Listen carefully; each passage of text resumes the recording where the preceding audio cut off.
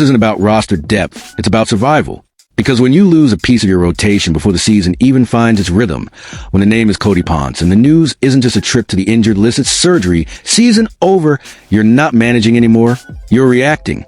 And here's the thing, nobody likes to admit this early in the calendar, but the Toronto Blue Jays are already operating with almost no margin for error. It doesn't look like it, not yet, but it is.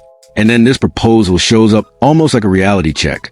Joe Ryan, coming from Minnesota, an established all-star, a guy who steps into a rotation and doesn't ask for permission. He solves a problem, period. But the cost isn't subtle. Ernie Clement, JoJo Parker, Arjun Nimala. 3 names, 3 stories, 3 completely different weights inside the organization. And the question nobody answers comfortably is simple. Is this a solution or panic? Because let's slow down for a second.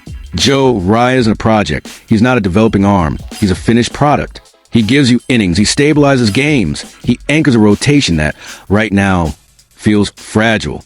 And that matters more than people think. When you lose Ponce, when names like Jose Barrios, Trey Yesavage, and Shane Bieber are also out, it's not just about quantity. It's about continuity, planning, rhythm. You start patching things together, improvising, overworking the bullpen. And an overworked bullpen, you know where that ends. In August, burned out. But almost nobody talks about this with real urgency because it's still early in the season. But this is where the problem starts. Now, hold that thought, because this trade isn't just about what Ryan adds. It's about what Toronto gives up. And it starts with Ernie Clement. Yeah, that Clement. The guy who, in the last playoffs, made history, most hits in a single postseason. Something that doesn't happen by accident or luck. That was timing, feel, game awareness, composure. And more importantly, confidence. You don't just remove a player like that from the roster without affecting the clubhouse. Because some things don't show up in the stat sheet. And Clement, in that sense, carries more weight than it seems. But stop for a second, because there's a detail here that changes everything. This trade isn't being built just around the Toronto Blue Jays. It's looking at the Minnesota Twins and what they're trying to become. JoJo Parker, Arjun Nimala. 2 names that, right now, are still projection, but high-level projection. You don't include prospects like that in a deal unless you're giving up real future value. And that's where the tension starts. Because Toronto, unlike rebuilding teams, can't afford to miss on decisions like this. You don't trade premium youth for a short-term fix unless you're absolutely certain of the impact. And certainty, in baseball, rarely holds up. Now here's the uncomfortable part. The Blue Jays, theoretically, are getting those arms back. Barrios, Yesavage, Bieber, the projection is recovery. The problem is time. And time in MLB doesn't wait. If you lose rhythm now, you pay for it later. If you force decisions now, you might compromise October. So the front office is stuck in a tough spot. Act too early or too late. And neither feels good.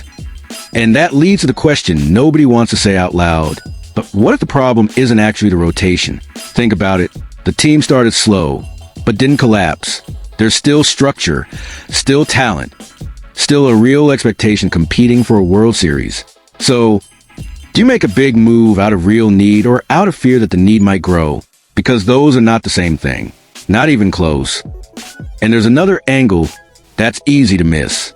Joe Ryan, coming into Toronto, isn't a complementary piece. He becomes a central piece. And that changes hierarchy, changes innings distribution, changes internal pressure. You don't add an all-star without shifting the balance of the group. And balance on a contender is everything. Now let's talk market, because this doesn't happen in a vacuum. Ryan isn't the only name out there, but he's one of the most valuable. Controlled, consistent, strong recent track record, which means if Toronto wants him, they won't be alone.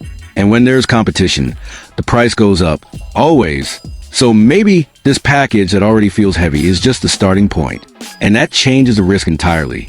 Now bring it back to the emotional side. Blue Jays fans, right now, are split. On one side, you see the need, you feel the impact of the injuries, you understand the value of a guy like Joe Ryan.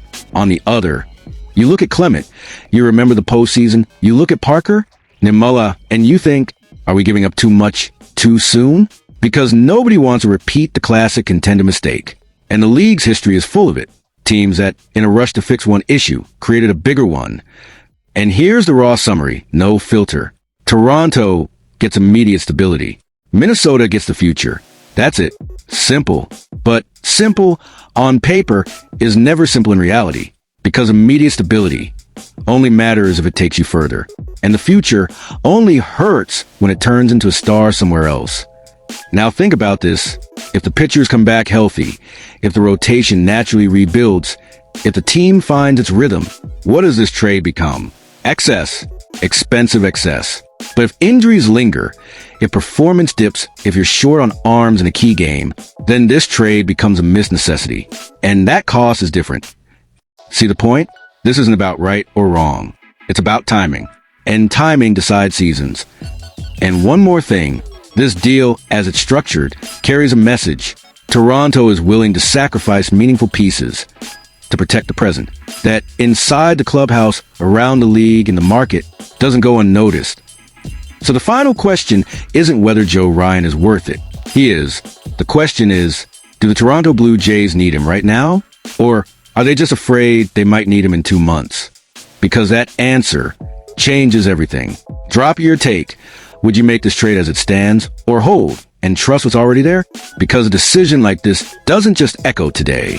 It comes back when it matters most.